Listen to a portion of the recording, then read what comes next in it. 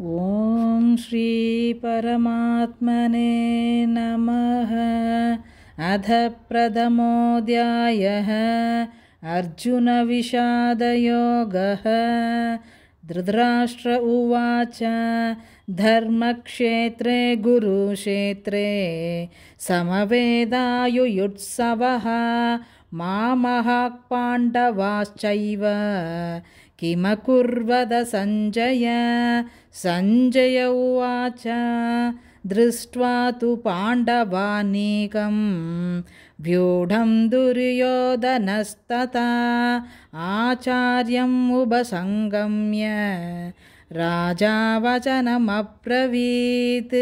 పశ్యైతాం పాండుపుత్రాణాం ఆచార్యమగధీం చ మూం వ్యూఢాం త్రిపదపుత్రేణ తవ శిష్యేన ధీమతా. అతః శూరా మహేశ్వాసా భీమార్జున సమాయుతి యుయుధానో విరాడశ్చ త్రిపదశ్చ మహారథః దృష్టకేతుశ్చేకిదానః కాశీరాజశ్చ వీర్యవాన్ పురుషిత్కుందిభోజశ్చ శైవ్యశ్చ నరపుంగవః యుధామన్యుశ్చ విక్రాంత ఉత్తమౌజాశ్చ వీర్యవాన్ సౌభద్రో ద్రౌపదేయాశ్చ సర్వ ఏవ మహారథాః. అస్మాకం తు విశిష్టాయే తాని బోధద్విజోత్తమ. నాయకా మమ సైన్యస్య సంజ్ఞార్థం తాన్ బ్రవీమితే. భవాన్ భీష్మశ్చ కర్ణశ్చ కృపశ్చ సమిధింజయః అశ్వత్థామా వికర్ణశ్చ సౌమదత్తిస్తథైవ చ అన్యే చ బహవః శూరా మత్తర్తే త్యక్తజీవితాః నానాశస్త్రప్రహరణాః సర్వే యుద్ధవిశారదః.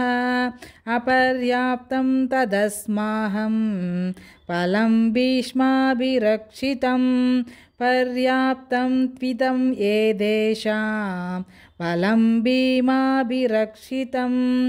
అయనేక్షు సర్వేక్షు యథా భాగమవస్థితాః భీష్మం ఏవాభిరక్షन्तు భవంతః సర్వ ఏవ కీ. తస్య సంజనయన్ హర్షం గురువృత్తః పితామహః సింహనాదం వినత్యోచైః సంగం దద్మౌ ప్రతాపవాన్. తదత్సంగాశ్చ భేర్యశ్చ పణవాణకకోముకాః సహసైవాప్యహన్యంత ససప్తస్తు ములోऽభవత్. తత్స్వేदैर्हयैर्युक्ते మగధిస్యందనే స్థితౌ మాధవః పాండవశ్చైవ దివ్యౌ సంగౌ ప్రదత్మధుః. పాంజశన్యం హృషీకేశో దేవదత్తం ధనంజయః పౌండ్రం తస్మౌ మహాసంగం భీమకర్మా వృకోదరః.